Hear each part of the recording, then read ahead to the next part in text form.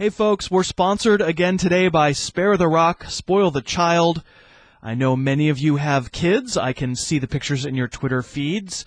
I also know that kids' music can be painful for parents. That's where Spare the Rock comes in. It's a radio show that plays kid-accessible music that won't make parents crazy. Some of it from the very bands that have been featured on the little podcast that could. Go to sparetherock.com and build a much cooler musical relationship with your kids. Now let's get to the show.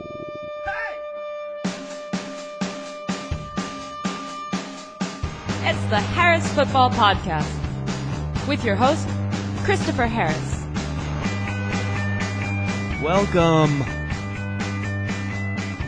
Love that song. Welcome in. I am Chris Harris. This is the Harris Football Podcast. Nothing like a Thursday game to make a pair of NFL backfields borderline worthless. I'll get to that Washington-New York game in a little while. Hey, I had a ton of fun with about 1,200 of you on Thursday night, answering as many questions as I could, sometimes steering you right, a couple times, Alfred Morris, steering you wrong.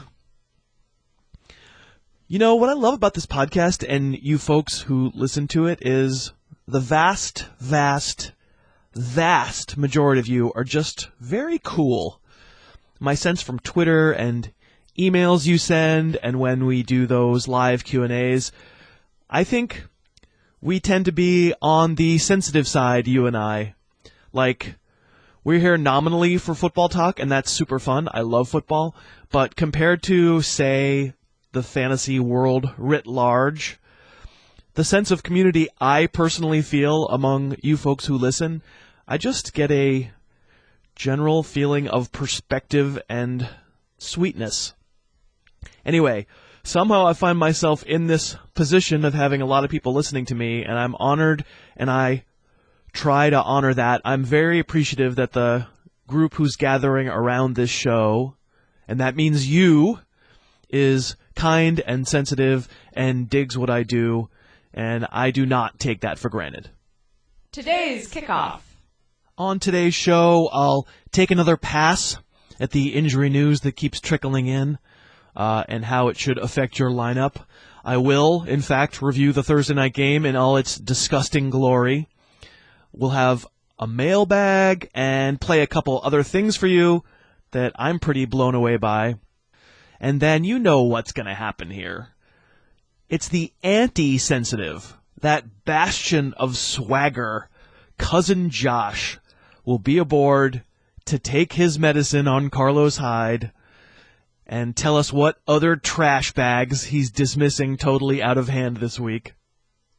We're sponsored today by BetDSI.com, the online sportsbook I actually and personally do use. BetDSI has been around just about as long as any online book in the business. And the reason they stick around and are so rock solid is that their priorities are in the right place.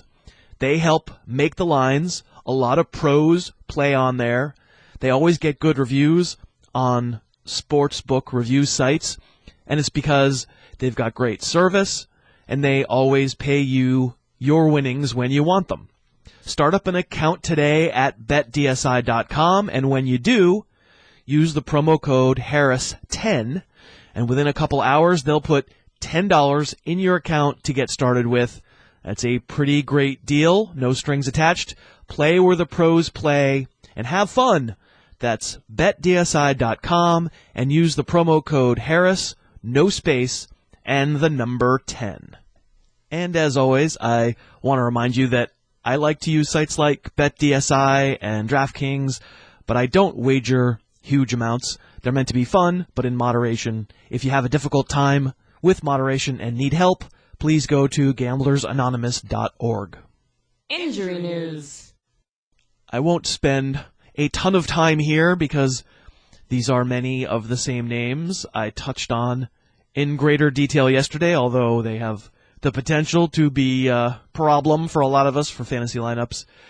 Eddie Lacy didn't practice Thursday, though the Packers play Monday night, so he still has a couple days to get out on the practice field and prove to coaches that he can go. It's going to be a tough one, being Monday night. And even if Lacy is active, does Green Bay limit his workload and use James Starks more? Just no way of knowing that. If I can't really make a wild guess. It would be a total wild guess. Your guess here is as good as mine. I'd be very interested in Starks if Lacy's completely ruled out. But otherwise, we're guessing, because this isn't about talent evaluation, but rather what a team plans to do while they're in their dark meeting rooms, which is something nobody outside those dark meeting rooms is privy to. Reports Friday morning are that DeMarco Murray will be able to play Sunday, that his hamstring injury was just a tweak. I wouldn't carve that in stone, but I do have him in my ranks. DeAndre Hopkins doesn't sound like he's been able to do anything in practice yet. Reporters covering the team, though, seem to have a general optimistic feel about his Week 3 availability.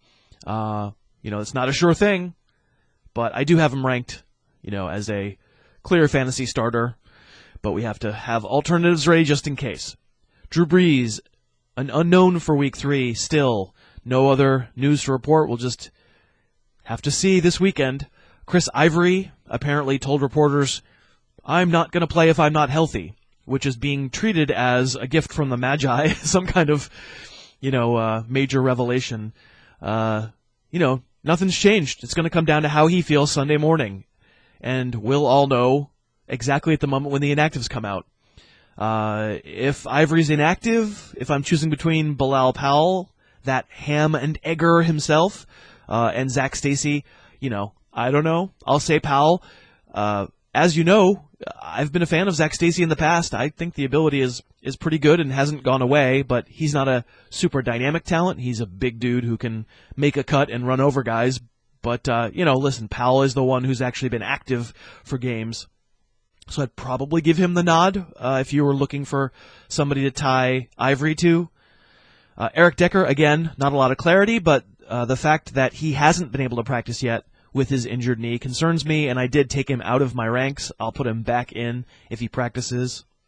Lamar Miller practiced some on Thursday, a good sign that says he probably will play. I mean, I guess that's what we're going to assume for the moment, but it's a bad matchup against Buffalo. I'm not going to raise him higher. I have him low in my ranks this week. And Ladarius Green practiced, which seems crazy to me if he really did have all those concussions, but, who knows if that's even true. When guys practice, it usually means they're on track to play, so I did put Green back in my tight end ranks. We are also sponsored by DraftKings today, and I'm happy that so many of you have tried it out and told me via Twitter how much you enjoy playing.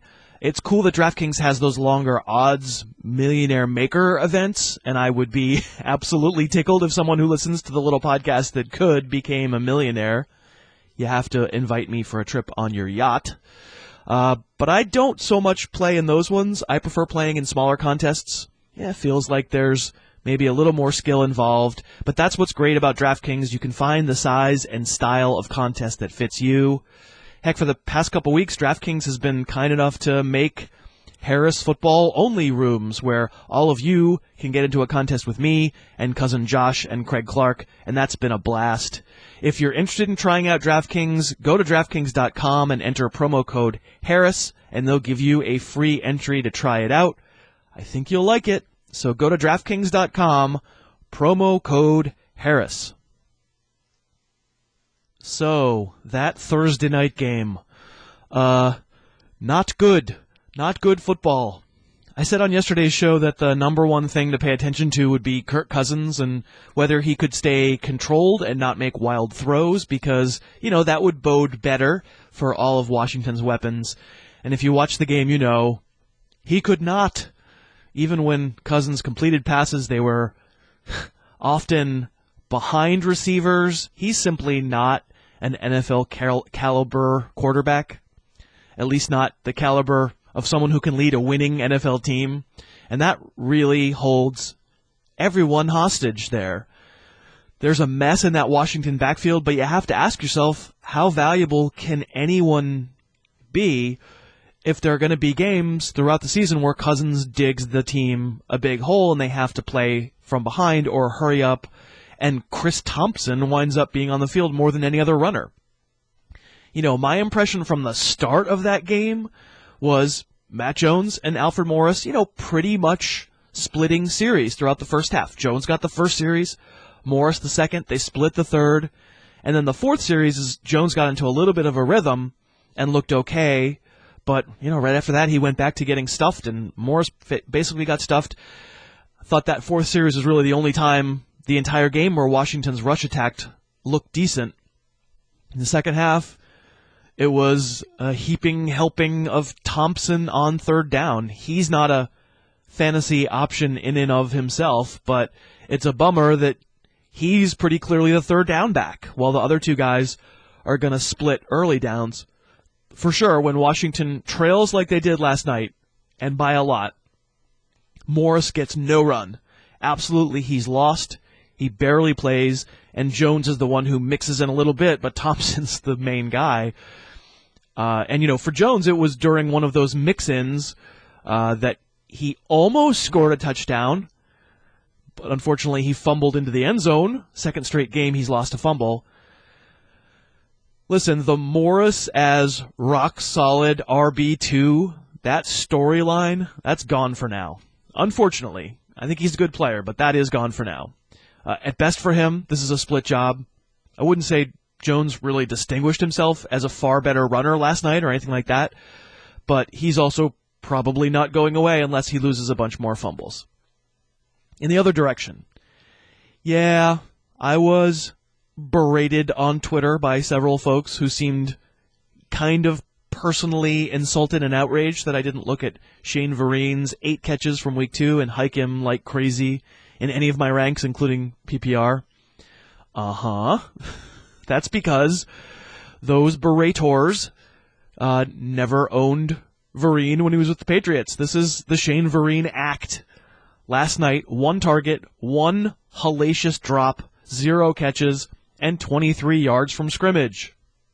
Andre Williams is the one who lucked into the touchdown, despite not being good at football. Rashad Jennings made his biggest impact on the game with a blocked punt, and how much more of a message do the Giants need to send us than having Rashad Jennings, who is nominally their starting running back, on their punt block team. Another backfield, another borderline unusable mess.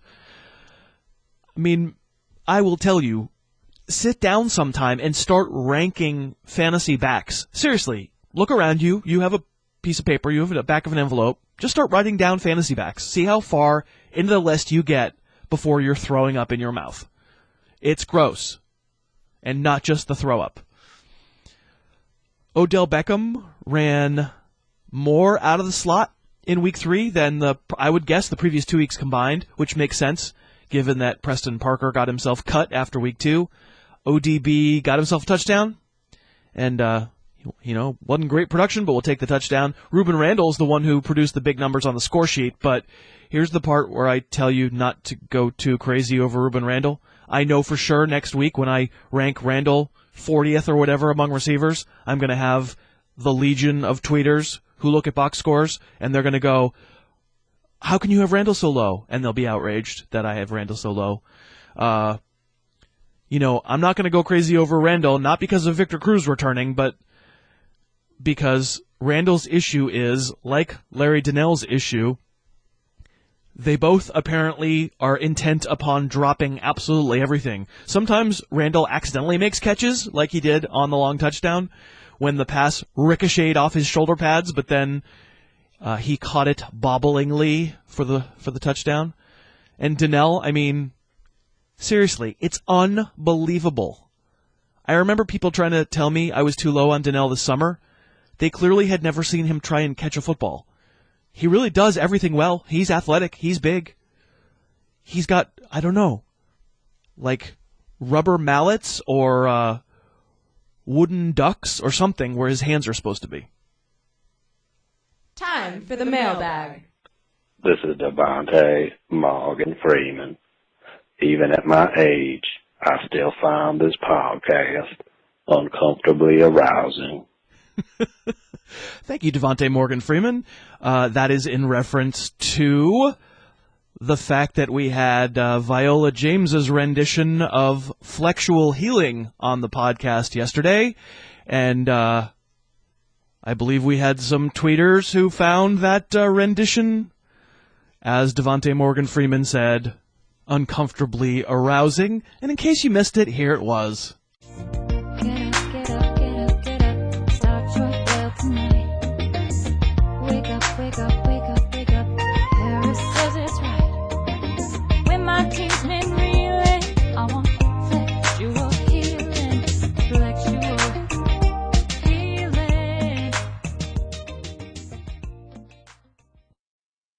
I say once again, amazing.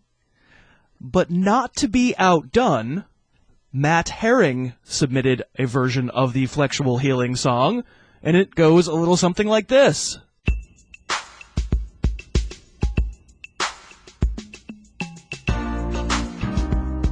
Gonna set my flex tonight.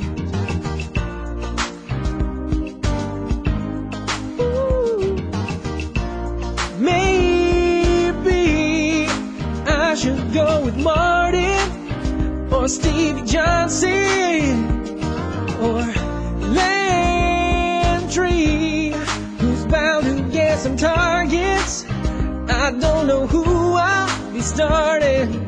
When I get that feeling, I want flexual healing, flexual healing. Oh, baby, makes me feel. So what I'll say right now is if you are not smiling, you are made of stone, my friend. There are talented people in the world, apparently, and I am blown away by these submissions. And it brings up a point, which is I know there's more talent out there. I would be very interested in hearing your song parodies that have something to do with fantasy football or the little podcast that could. That would be super fun to have those on the show. Thank you so much, Viola. Thank you so much, Matt, and the producing folks behind the scenes, too. Matt Everhart really worked hard. Boy, I'm fairly blown away. Absolutely incredible singers. Amazing, amazing, amazing. The gauntlet's been thrown down. There are plenty of karaoke backing tracks out there, right? Get in touch with each other. Write lyrics for each other. Yeah, it's a challenge. Get a song on the Harris Football Podcast. That's clearly the pinnacle of artistic achievement in any true artist's career. Today's guest. And today's guest, it's Friday. It's Cousin Josh. Of course it is. You're back from your trip to the Great South. How are you? I'm doing really well, Chris. It's great to be back. You know, this is the place I belong, and I'm glad to be speaking with you right now. Yeah, I mean, people were sort of up in arms when they didn't get their Friday dose of Cousin Josh. There was a lot of complaining on Twitter. You know, everybody knows the first place we need to go. Yeah. Just the timing was fantastic that I just vanished after that, isn't it? He had to go to his Carlos Hyde free retreat. I want to play for everybody what Cousin Josh said about Carlos Hyde. Probably about 3 weeks to a month ago. Here we go. Yeah. But, I mean, this to me is a guy who, you know, the 49ers might have for 2 years or so. They get everything together. He's off the team, out of the football in 4 years. I mean, I think this guy just Dude, I'm literally planting a flag or a frag on this guy so hard, I think he's finished before his NFL career starts. How do you respond? Career over before it begins. I got to tell you, it looks like Carlos Hyde is alive and well, running for the 49ers. I'll be honest, listen, he was impressive in that Viking game. I will say he was knocked out week 2, so let's not go a little too far yet. But, you know, he looks promising. But, I mean, who knew he had it in him, right? Nobody knew except maybe you. I don't know. Yeah, I mean, listen, like the next week, week 2, I saw legitimate, respectable fantasy people ranking Carlos Hyde 4th among running backs. And, like, I'm not going to do that. I'm going to keep to my opinion. He deserves to be 10 to 15. That's where I had him to start the year. That's where I have him now. It's not a great offense. You want to hear something funny? Is week 2 after seeing that week 1, I'm like, well, I'm aboard. I'm using him in FanDuel. I'm in. Which, of course, I can't tell too many people about that. It's a little embarrassing. But... Yeah, well, you just did. Yeah. Yeah. All right, so we're getting people ready for week 3, and we are going to ask each other some stuff. I want to ask you one thing. You are like Mr. Recency Bias. That is what you are. You have just seen it, and you have rubbed it into your eyeballs, and now you believe it with all your heart. And what we've just seen of Allen Robinson was 6 catches for 155 yards and 2 touchdowns, and, done in a fairly spectacular way. Like, all Blake Bortles really needed to do was just, like, sort of launch it directly straight up in the air, and Allen Robinson had, like, some magnetic field around him that caused the ball. Like, it was good, right? It was a good performance. Yep. I have him number 21. Mike Clay was on, and he said he didn't have him too much higher than that. I think he might have had him 18 among wide receivers. But you're excitable. I am. So what are you doing with Allen Robinson this week? Is he number 1 on your list? First of all, call him Hall of Famer, Allen Robinson. I actually sent him one of those gold jackets in the mail. I mean, look, I think what you said is exactly right, which is, Blake Bortles is going to have tunnel vision, so this guy is just going to get so many targets, from what I've seen over the next few weeks. Do I have him 21? No, I think he's probably around that 15, 16. I know. Oh, that's reasonable. Yeah, listen, I'm not ready to put him into that echelon, A.J. Green and those guys, but am I reactionary? Of course I am, but I actually watched a lot of that game, and he had so many balls thrown his way. He's got great size. The Jaguars, and I know I don't want to go to the crutch over and that they're going to be down so much. They got a Patriot game coming up. But it looks like this is a guy who's going to get 140, 150 targets, and if he's catching 65, 70% of that's 90 to 100 balls. So, yeah, I'm at the point where I got Allen Robinson. Obviously, he's an every week play, but I think he's a high end too. I feel comfortable playing him again ahead of guys like John Brown, kind of in that Jarvis Landry area. I think he's got higher upside than Landry. Probably not as many, 5 to 8 yard catches, but I think that ceiling is a little bit higher for Robinson. You've got Robinson with 95 catches. How many more catches can Jarvis Landry get? I've never seen a guy like Allen Robinson before. You never. No, being serious, I think that he's going to get that many catches. I think he's a 90 to 95 catch guy. I'm going to have to save another piece of tape. I've never seen a guy like Allen Robinson before. Obviously that's for shock value, but after 2 weeks, him or T.Y. Hilton this week? T.Y. Hilton. I'm still going T.Y. Hilton. Him or Jordan Matthews this week? In that Jets game, after watching that Colts one, Jordan Matthews is your boy. Was my boy. Oh. No, I'm kidding. I love Jordan Matthews. I'd still go Jordan Matthews, but I think that's kind of almost a coin toss for this week. But I'll go Jordan Matthews. But I think that's exactly the area you're looking at right now. All right. So go ahead. You have a true or false question for me. We're going to go back and forth here. So hit me up. So mine are a little bit more comedic, but true or false? For the rest of the season, I'd rather have a case of 24 Arnold Palmers instead of owning Carson Palmer. So would I rather have 24 Arnold Palmers, lemonade and iced tea, or would I rather own Carson Palmer for the rest of the season on my fantasy team? What? I guess what you're saying is, do I believe in Carson Palmer? That's exactly what I'm asking you. For as long as he's healthy, I guess he's a top 10 quarterback because quarterback is like sort of sinking as a position that's reliable. No. Do I think Carson Palmer is a good quarterback in the NFL? I don't. The production probably will be there some weeks, and then just when you think you can count on him, he'll throw 4 picks. He's Jay Cutler with a better haircut. Mm-hmm. Come on, that's a good line. It's a really good line. The answer actually is false in terms of Arnold Palmer's. I would rather have Carson Palmer for the rest of the year. I think he's going to end as a top 10 option. You could save that soundbite as well. On a per game basis, unfortunately, in week 8, his spine will be severed. He'll be chilling with Sam Bradford watching TV. Well, no, the thing is, his spine will be severed, and you'll be laughing about it. You'll say, "Oh, what a trash bag!" Like He'll be hanging out with Steve Slayton. Exactly. All right, give me the name of someone whose stock is really depressed right now. Not a little bit. Not like Marshawn Lynch is a little. No. I'm talking somebody who is played like a trash bag or produced trash bag numbers for the first 2 weeks of the season. And you would buy low on him right now. You would make a trade where you'd be giving up something of real value to get him.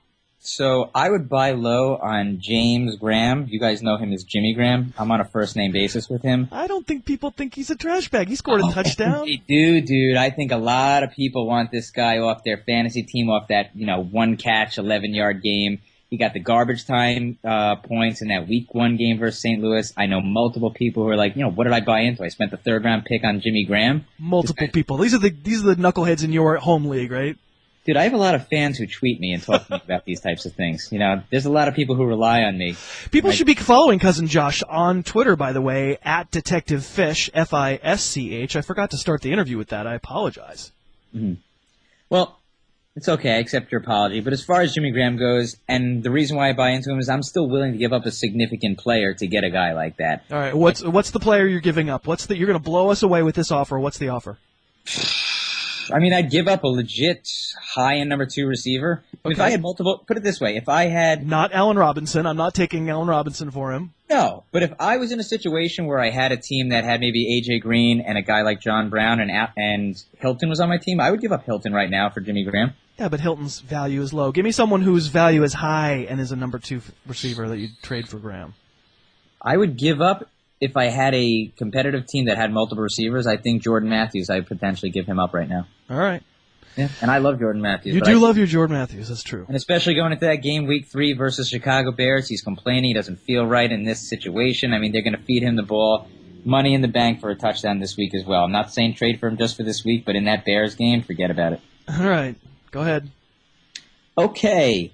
True or false, Brandon Cooks can currently be found swimming in a dumpster full of trash.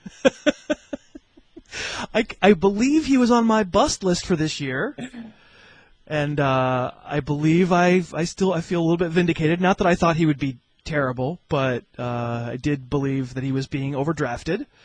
And I revisited my bust list today. I was taking a look, and I was like, oh, good, Brandon Cooks was on there. I forgot that. And for you, he was on your bust list, and then you went out and drafted him. That's right. So the answer is true. He's actually gasping for air right now in a dumpster full of trash. What I thought about him originally was probably exactly right, which is this guy looks like he's going to be a target monster, but he's not doing much more than 8 to 10-yard catches. Downfield presence isn't there right now. I'll chalk up a little of Week 1 to the Patrick Peterson matchup, but I got to tell you, dude, Week 2 versus Tampa Bay to walk away with 5 catches for 62 yards, very worried. I don't know. 5 for 62 is you wouldn't complain at all if one had happened to accidentally find the end zone. Yeah, if you were getting 5 points a yard, I wouldn't worry too much, but you're not getting that. I'm just talking about touchdown. You're such a jerk. All right. Here's a question for you that you didn't think I was going to ask you. Are you ready to trade for Ryan Tannehill in La Liga Lebowski right now on the air? Or are you stubbornly standing by Matthew Stafford while he eventually torpedoes your title hopes yet again? I will continue to stand by Matthew Stafford with my monster team. For one reason, I'm so high in the Dolphins. I get teased in so many leagues where I have like Lamar Miller, Jordan Cameron, Jarvis Landry. I go all in on them, and each week it's like halftime. The Dolphins are down 10-3. I'm sitting there with no points. So I'm going to hold off on buying in on Tannehill right now. But why don't you and I talk about that after Week 3? All right. Well, I mean, that's why I wanted to do a trade on the air. I think the fans really want to hear that. I'd give you Tannehill for like Julio Jones. I'd do that right now. I think I'm a little too soft right now to take Tannehill. All right, go ahead. You're up next. Okay. So you want me to give you another true false? Sure. All right. When it comes to Hill, I'd much rather spend my Week 3 karaokeing Sugar Hill Gang's acclaimed Rapper's Delight than watching Jeremy Hill in Week 3. This was a great idea. Jeremy Hill. By the way, did you hear Thursday's edition of the podcast, the Flexual Healing song? No, I did not hear it yet. I can't believe you didn't listen to it. It's so good. Dry Erase Girl sang it. Man, it's fantastic. So I think we're going to start having more listener-created songs on the show. And Jeremy Hill in Week 3 or me karaokeing Rapper's Delight by Sugar Hill Gang? See, here's what we got to have. We have to have a bet where you have to karaoke Rapper's Delight on the show. Oh, I'll do that in a second, dude. Okay. I love karaoke. That's what we need. And I would say I believe in Jeremy Hill this week. He's a top 10 running back for me. If he fumbles again, heaven help us all.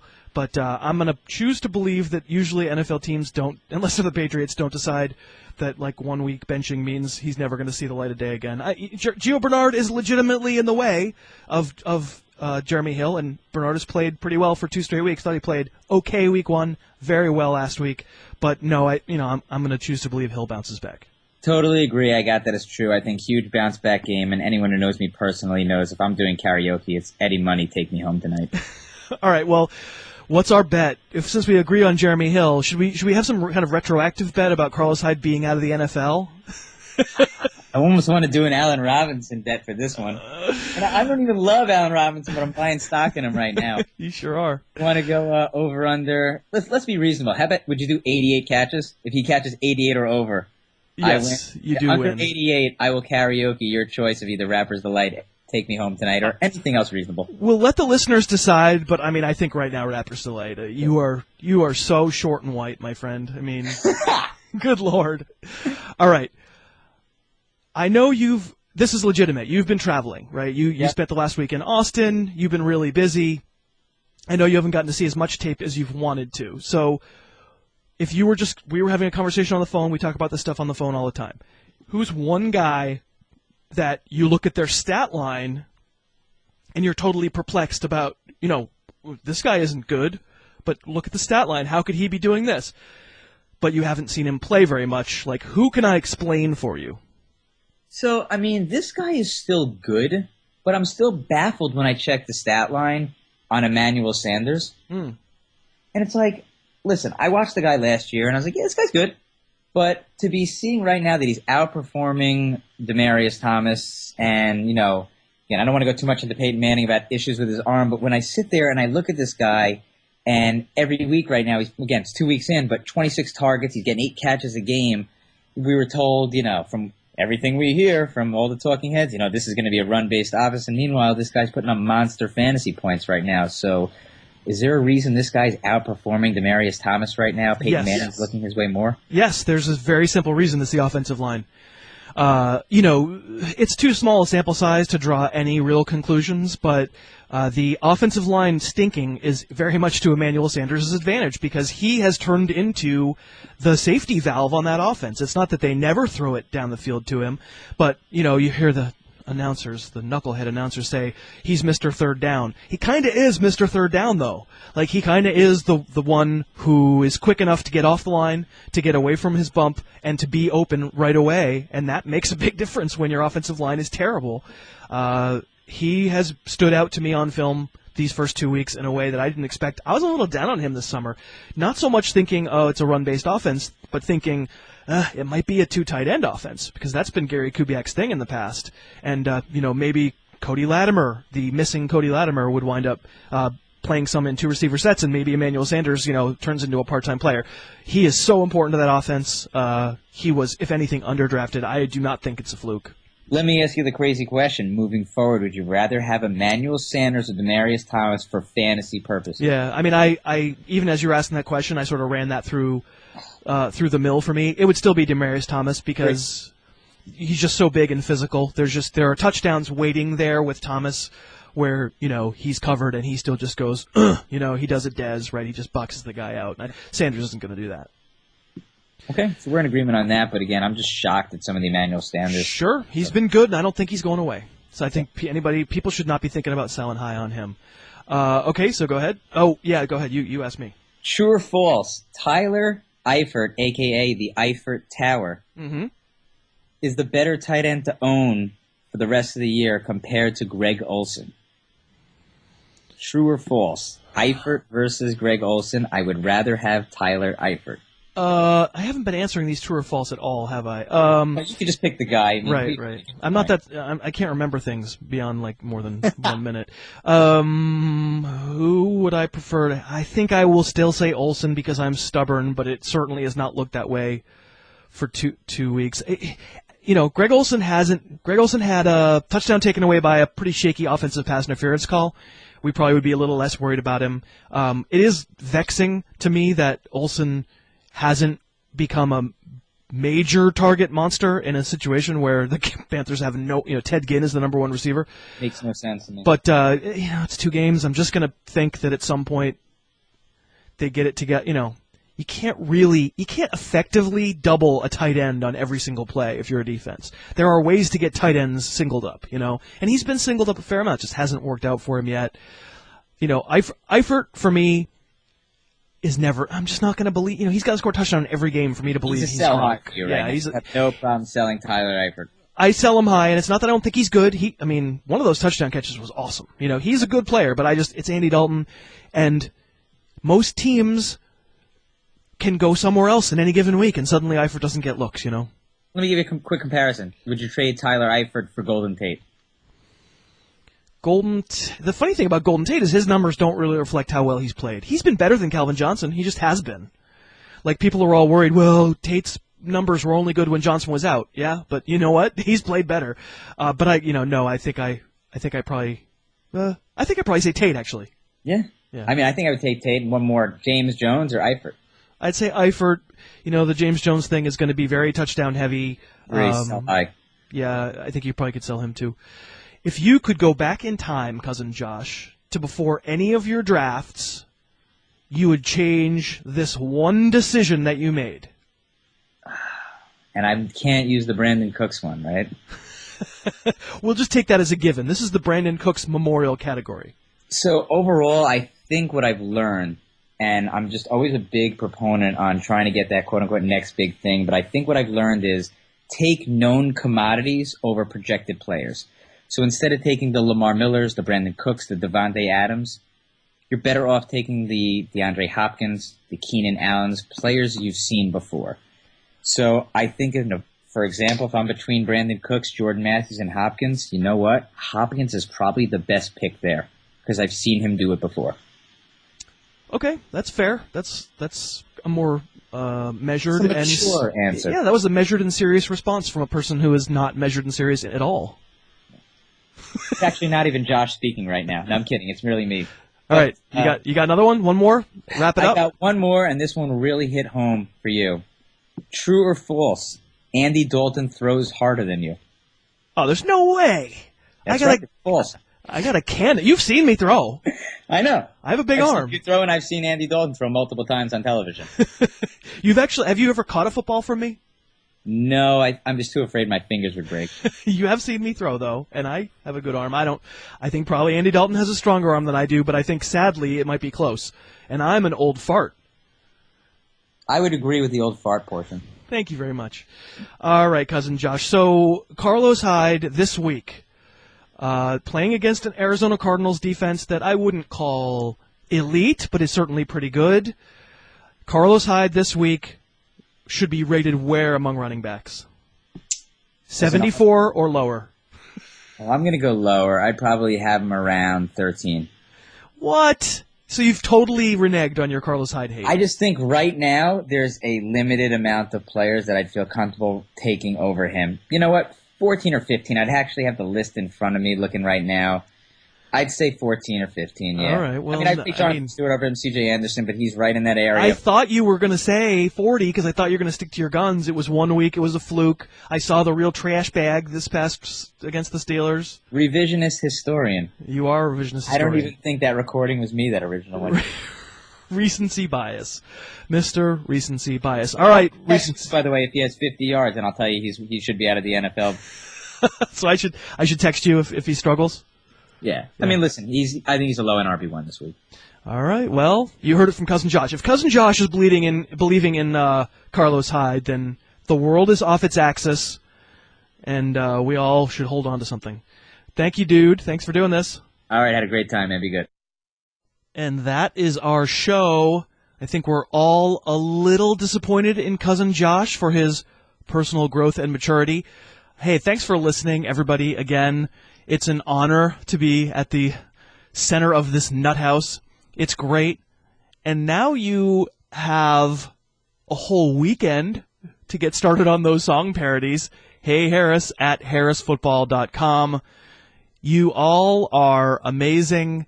If you can make it, I'll be doing a live video streaming Q&A Sunday, an hour before the first games kick off. I hope to see you there. Go to harrisfootball.com/videos for more info. I'll have some trivia questions for you. You can win some glorious prizes to be named later. I will answer your lineup questions. I will answer your trade questions. I will look at DFS for you if you want. I will tell you all about my personal surroundings in the video if you so request. Thanks again for being such amazing people. Have a great weekend, and I'll talk to you on Monday. The Harris Football Podcast's opening theme is Under the Gun by Apex Manor. The end theme is Tooth and Claw by OU Villain. Subscribe to the Harris Football Podcast on iTunes and never miss an episode.